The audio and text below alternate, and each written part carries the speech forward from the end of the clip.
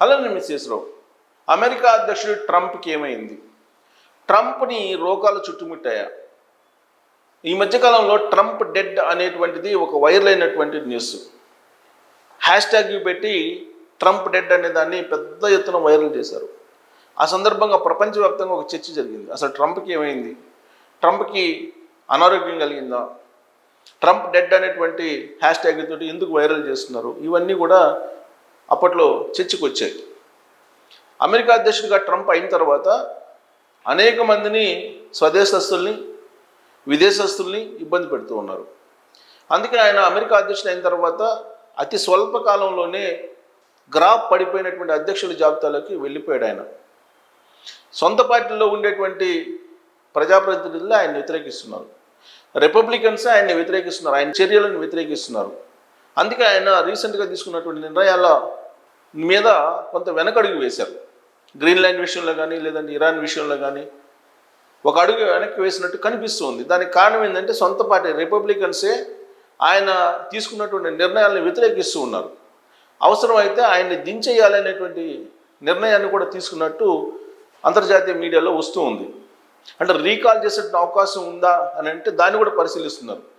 ఒకవైపు ఆయన్ని రీకాల్ చేయాలనేటువంటి పరిశీలన సహచర లీడర్లు చేస్తూ ఉంటే, ఆయన మాత్రం మూడోసారి ప్రెసిడెంట్గా కావడానికి ఉన్నటువంటి వెసులుబాట్లను అన్వేషిస్తున్నాడని చెప్పి ఇప్పుడు తాజా న్యూస్. అవసరమైతే అమెరికా రాజ్యాంగాన్ని మార్చేసి మరోసారి అధ్యక్షుడు కావాలనేది ఆయన యొక్క ఆలోచన. అందుకే రాజ్యాంగాన్ని మార్చేటువంటి ప్రయత్నం కూడా చేయడానికి ఆయన సిద్ధపడ్డారు. ఒకవేళ అలా సాధ్యం కాకపోతే తన వారసుని ఈసారి అమెరికా అధ్యక్షుని చేయడానికి ప్రయత్నం చేసేటువంటి ఆలోచనలో భాగంగానే మూడోసారి నేను అధ్యక్షుడిని అవుతానని చెప్పి ప్రచారం ఆయన మొదలుపెట్టారని తెలుస్తుంది. వరుసగా ఆయన 2 సార్లు గెలవకపోయినప్పటికి కూడా 2020లో గెలిచాడు, ఆ తర్వాత ఓడిపోయారు. మళ్ళా 2024లో గెలిచాడు ఆయన. అమెరికా రాజ్యాంగం ప్రకారం 2 సార్లు మాత్రమే అమెరికాకి అధ్యక్షుడు అయ్యేటువంటి అవకాశం ఉంది, మూడోసారి కావడానికి అవకాశం లేదు. అయితే 3/200 మంది కనుక మెజారిటీ ఉంటే అక్కడ కాంగ్రెస్లో, సెనెట్లో 2 చోట్ల బిల్లు పాస్ చేసి రాజ్యాంగాన్ని సవరించి మూడోసారి అధ్యక్షుడు కావడానికి కూడా అవకాశం లేకపోలేదు. దాని మీద ఇప్పుడు చర్చ పెట్టాడు ట్రంప్. అయితే అదే సమయంలో అసలు ఆయన్ని రీకాల్ చేయాలి, ఆయన్ని దించేయాలి, ఆయన మీద అవిశ్వాసం పెట్టాలనేటువంటి ఒక చర్చ కూడా నడుస్తుంది. నవంబర్లో మధ్యంతర ఎన్నికలు ఉన్నాయి. ఈ మధ్యంతర ఎన్నికల్లో కనుక రిపబ్లికన్స్కి మెజారిటీ రాకపోతే కనుక అవిశ్వాసం పెట్టినా ఆశ్చర్యపోవసం లేదు. అంటే అమెరికాలోనే ఒక రాజకీయపరమైనటువంటి హీట్ మొదలైంది ట్రంప్ కింద. సో ఇలాంటి పరిస్థితుల్లో ట్రంప్ ఆరోగ్యం మీద చర్చ జరుగుతుంది. దావోస్లో ఆయనకున్నటువంటి చర్మ వ్యాధికి సంబంధించినటువంటి వ్యవహారం బయటపడింది. అంతకుముందు కొన్ని క్రానిక్ డిసీజెస్ ఉన్నాయని చెప్పి ప్రపంచవ్యాప్తంగా చర్చ జరిగింది. అయితే దావోస్లో బయటపడినటువంటిది ఏంటంటే ఇది. ఇక్కడ చూడండి, ఆయన చెయ్యికి నల్లగా మచ్చ ఉంది ఇక్కడ. ఇది ఆయన అనారోగ్యానికి ఒక సంకేతంగా అంతర్జాతీయ మీడియా చూపిస్తుంది. ఈ ఫోటో ఇప్పుడు వైరల్ అవుతుంది. ఇది దావోస్లో బయటపడింది. దావోస్లో బయటపడినటువంటి ఈ మచ్చ వ్యవహారం ఇప్పుడు పెద్ద ఎత్తున చర్చ జరుగుతుంది. అందుకే అమెరికా అగ్రరాజ్యం, అమెరికా లాంటి దేశానికి ఇలాంటి డిసీజెస్ ఉన్నటువంటి అధ్యక్షుడు అవసరమా అనేటువంటి ఒక చర్చ అంతర్జాతీయంగా ఇప్పుడు మొదలైంది. ఇది డిసీజెస్. ఇక్కడ చూడండి, మనకు క్లియర్గా కనిపిస్తుంది ఇక్కడ నల్లగా ఆయనకున్నటువంటి డిసీజ్. ఇలాంటి డిసీజులు అటాక్ అయినప్పుడు అమెరికా అధ్యక్షుడిగా సరైనటువంటి నిర్ణయాలు తీసుకోలేరు అనేది ఆ దేశానికి సంబంధించినటువంటి వాళ్ళు ఇప్పుడు పెద్ద చర్చ పెట్టారు. చర్చల్లో చర్చ జరుగుతుంది. ఇలాంటి పరిస్థితులు నడుమ ఇది బయటపడింది. అందుకే ట్రంప్ డెడ్ అనేటువంటిది మళ్ళీ ఇంకోసారి వైరల్ అవుతుంది అంతర్జాతీయ న్యూస్. ఇంతకీ నేను ఆర్టిఫిషియల్ ఇంటెలిజెన్స్ని అడిగా, ఏంటి అసలు ట్రంప్ యొక్క ఆరోగ్య పరిస్థితి ఏంటి, ట్రంప్ తాజాగా బయటపడినటువంటి ఈ హ్యాండ్లో ఉన్నటువంటి మచ్చ ఏంటి అని చెప్పి నేను అడిగాను. అడిగితే అది ఏం చెప్పిందండి, ఇక్కడ చూడండి, ఆర్టిఫిషియల్ ఇంటెలిజెన్స్ నేను అడిగాను. ఇక్కడ అడిగితే ఏం చెప్తుంది, అమెరికా అధ్యక్షుడు Donald Trump chronic venous insufficiency CVI chronic venous insufficiency లేదా దీర్ఘకాలిక సిరల లోపం అనేటువంటి ఆరోగ్య సమస్యతో బాధపడుతున్నారని చెప్పి ఆర్టిఫిషియల్ ఇంటెలిజెన్స్ చెప్తుంది. ఇది అమెరికాకి సంబంధించింది గూగుల్ కాబట్టి గూగుల్లో చెప్తుంది, గూగుల్లో ఉన్నటువంటి ఏఐ చెప్తుంది. ఇది కాళ్ళలోని సిరలు రక్తాన్ని గుండెకు సరిగ్గా పంపలేకపోయే సాధారణ పరిస్థితి. దీనివల్ల కాళ్ళు చేతుల్లో వాపులు, రంగు మారడం మరియు గాయాలు కావడం జరుగుతుంది. ఇది చెప్తుంది ఆర్టిఫిషియల్ ఇంటెలిజెన్స్. సో కాబట్టి సివిఐ కారణంగా ఆయనకి ఆ మచ్చ వచ్చిందని చెప్పి చెప్తుంది.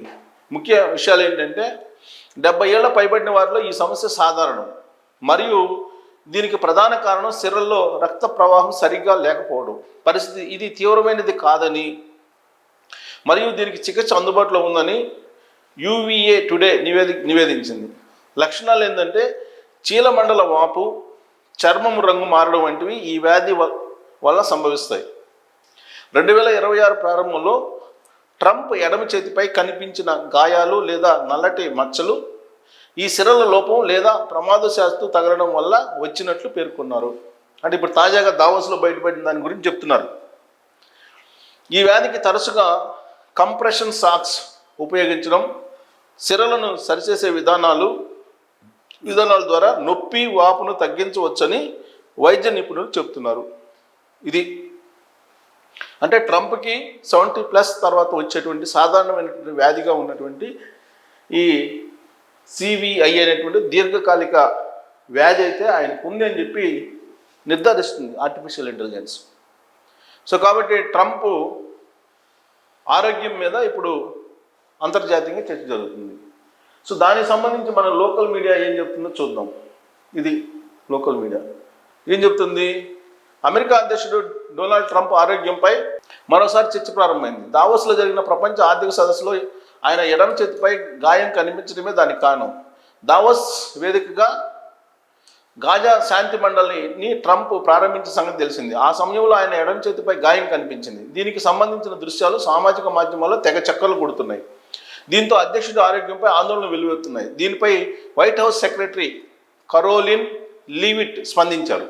ఏమన్నారైనా శాంతి మండలి కార్యక్రమంలో బల్ల కార్నర్ తగలడంతో అధ్యక్షుడి చేతికి గాయమైంది అన్నారు. సో అది డిసీజ్ కాదు, అది బల్ల గుద్దుకుంది, తగిలింది చేతికి, అందువల్ల అది గాయమైంది అని అన్నారు. మరి సెక్యూరిటీ ఏం చేస్తున్నట్టు? అమెరికా అధ్యక్షుడికి బలమైనటువంటి సెక్యూరిటీ ఉంటుంది. ఆయన ఉచ్ఛ్వాస నిశ్వాసాలను కూడా గమనిస్తూ ఉంటుంది అమెరికా సెక్యూరిటీ. మరి బల్లకు గుద్దుకుంటే ఎడమ చెయ్యి సెక్యూరిటీ ఏం చేస్తున్నట్టు అంటే కప్పిపుచ్చుకునే ప్రయత్నం చేస్తున్నాడు. ఎవరు? Press secretary, white house press secretary leave it ఆయన కవర్ చేసే ప్రయత్నం చేస్తున్నారు. శాంతి మండలి కార్యక్రమంలో బల్ల కార్నర్ తగలడంతో అధ్యక్షుడి చేతి గాయమైందండి. ట్రంప్ కూడా దీనిపై స్పందిస్తూ ఇదే విషయం పేర్కొన్నారు. తాను చాలా ఆరోగ్యంగా ఉన్నానని, దెబ్బకు చికిత్స తీసుకున్నట్లు వెల్లడించారు. ఈ దెబ్బకు చికిత్స తీసుకున్నట్లు ఈ సందర్భంగా డాక్టర్లు సూచించిన దానికంటే ఎక్కువ మోతాదులో ఆస్పిరిన్ తీసుకుంటున్నట్లు తెలిపారు. సో దీనికి మొత్తం ఆస్పిరిన్ తీసుకుంటున్నారు మందు ట్రీట్మెంట్కి. ఇక గతంలో కూడా ట్రంప్ చేతికి ఇలాంటి గాయాలు ఉన్న ఫోటోలు కనిపించాయి. అప్పుడు కూడా ఆయన అనారోగ్యంతో బాధపడుతున్నారనే వార్తలు వచ్చాయి. అయితే వైట్ హౌస్ వాటిని వెంటనే ఖండించింది. రక్తనాళాల్లో సమస్య ఉన్నట్లు నిర్ధారణ అయిందని, అది వృద్ధుల్లో సాధారణంగా కనిపించేదని చెప్పేసింది. సో మొత్తం మీద ట్రంప్కి అయితే డిసీజెస్ అయితే ఉన్నాయి. అవి వయసు రీత్యా వచ్చేటువంటి అనారోగ్య కారణాలు అని చెప్పి అమెరికా చెప్తుంది. వైట్ హౌస్ ప్రెస్ సెక్రటరీ ఏం చెప్తున్నారంటే బల్లకు గుద్దుకుంది, అందుకే ఆ విధంగా నల్ల మచ్చ ఏర్పడిందని చెప్తున్నారు. ఒకవేళ అతను చెప్పినట్టు కనుక బల్లకు గుద్దుకుంటే America security utter failure. America security Trump రక్షణని ఏమాత్రం పట్టించుకోవట్లేదు అనేది మాత్రం ఖచ్చితంగా భావించడానికి అవకాశం ఉంది. ఎందుకంటే ప్రెస్ సెక్రటరీ తప్పుదావ బట్టి చాలా స్టేట్మెంట్ ఇస్తున్నారు. జనరల్గా రష్యా అధ్యక్షుడు పుతిన్ ఏదైనా దేశానికి వెళ్ళినప్పుడు ఆయన మలమూత్రాలను కూడా సూట్ కేసులో తీసుకెళ్తారు, మళ్ళీ రష్యాలోనే వదులుతారు. దానికి కారణం ఏంటంటే అగ్రదేశాల అధ్యక్షులకి ఏదైనా డిసీజ్ ఉంది అని అంటే అది ఒక పెద్ద న్యూస్. ప్లస్ అది తెలుసుకున్నటువంటి ప్రత్యర్థులు దాన్ని అవకాశంగా తీసుకొని ప్రణాళికలు రచించే అవకాశం ఉంది. అందుకే చాలా సీక్రెసీగా ఉంచుతారు. కానీ ట్రంప్ ఆరోగ్య పరిస్థితి ఇప్పుడు ప్రపంచవ్యాప్తం అయిపోయింది. ప్రపంచవ్యాప్తంగా చర్చ జరుగుతుంది. మరి దీన్ని మనం బల్ల గుద్దుకొని నల్లగా అయిందని చెప్పి మనం భావిద్దామా, లేదంటే ఆయనకి నిజంగానే దీర్ఘకాలిక జబ్బులు ఉన్న కారణంగానే అది వచ్చిందని చెప్పి మీరు విశ్వసిస్తున్నారు? దీని మీద మీరు కామెంట్ చేయొచ్చు. Thank you.